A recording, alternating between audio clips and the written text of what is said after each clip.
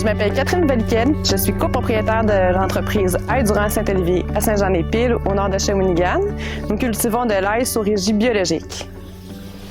Aujourd'hui, je voulais vous présenter un légume méconnu qui est la fleur d'ail. La fleur d'ail, c'est la partie de la plante qui est terminale, qui dans le fond, nous, au moment de la récolte, on parle plutôt d'une hampe florale. C'est dans le fond, c'est la tige de la fleur, et du bouton floral. C'est ce qui va se développer en fleur. On parle plutôt justement d'une fleur un peu juvénile. C'est pour ça que mon ami appelle ça de la fleurette d'ail. Je trouve que c'est assez révélateur de son stade finalement qui n'est pas encore en plein développement. La fleur, si on ne la couperait pas, deviendrait vraiment très très grande ici. Puis ça ferait des micro-bulbilles. C'est important de couper la fleur d'ail pour que la plante envoie toute son énergie au bulbe. Autrement, elle va l'envoyer et à sa fleur et au bulbe. Ça peut représenter une perte de rendement d'environ 8 à 13 %, ce qui est quand même pas négligeable quand on est un cultivateur. Même un jardinier à la maison, ça reste quand même une perte de productivité qui est importante. C'est la raison principale pourquoi on coupe la fleur d'ail. En même temps, c'est une pierre deux coups parce que ça nous permet d'avoir un produit qui est super bon à consommer en complément de l'ail en attendant la récolte qui se tient à la fin juillet. Un point super intéressant à mentionner sur la fleur d'ail, c'est qu'elle est plus digestible que l'ail. C'est-à-dire que les personnes qui ont des inconforts quand ils mangent de l'ail ne l'auront pas avec la fleur d'ail.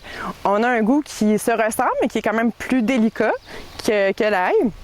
Alors, c'est vraiment un bon substitut pour tous les plats où est-ce qu'on a besoin d'ail en général. Puis, c'est pas incommodant pour les personnes qui pourraient souffrir de mauvaise haleine. Le partenariat avec Cultive le Partage est super important pour notre entreprise parce qu'il nous permet de ne pas faire de gaspillage alimentaire. Étant donné que c'est un légume méconnu encore, on a plus de production que notre capacité à la vendre. Alors, quand Cultive le Partage vient nous aider, ça fonctionne selon un modèle 1 tiers, 1 tiers, 1 tiers. Ça veut dire que le premier tiers de la récolte me revient, le deuxième revient à Cultive le Partage qui redistribue la ressource et le troisième tiers revient aux bénévoles qui sont là et qu'on répartit selon le nombre de bénévoles qui sont venus aider. Un autre point super important pour notre entreprise, nous sommes en démarrage de la relève agricole, alors ça nous permet aussi d'avoir accès à une main-d'œuvre super efficace, gratuitement quand même, là, parce que de toute façon, c'est une ressource qu'on aurait mis au compost. Alors, ça nous permet justement d'alléger notre charge salariale à ce moment-là de l'année. Pour nous, ça fait vraiment une grande différence. La redistribution de la ressource est un aspect qui est super important pour nous aussi, étant donné qu'on parle d'économie sociale. C'est-à-dire que Cultive le Partage ont les capacités, les moyens, les réseaux de distribution pour distribuer la ressource à des organismes de bienfaisance, à des banques alimentaires.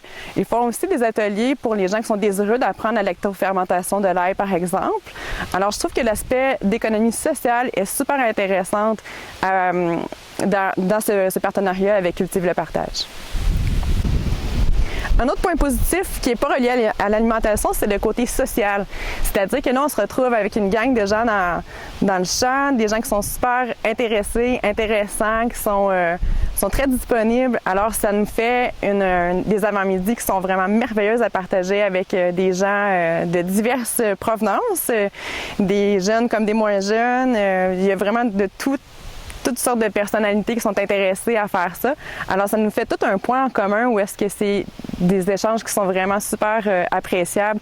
Moi, c'est une journée dans mon été qui lance un peu ma saison puis que je trouve super agréable de partager avec ces gens-là.